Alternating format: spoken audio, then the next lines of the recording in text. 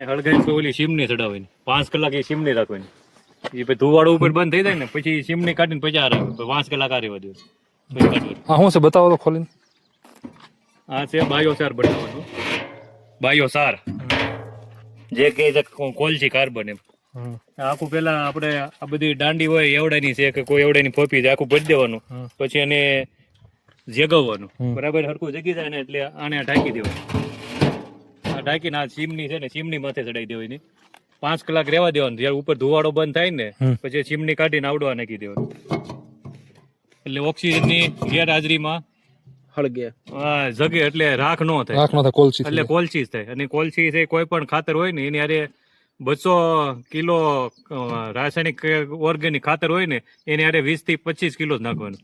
જે આ કોલસી એને મિક્સ કરવાનો 8-10 દિવસ રહેવા દેવાનું પછી એને જમીનમાં આપવાનું. તો એનાથી ભેજ સંગ્રહ શક્તિ અને એની જે ફોર્મ્યુલા ખાતરની જેની ટકાવારી વધી જાય છે. એ જ કામ કરે. કામ કરે.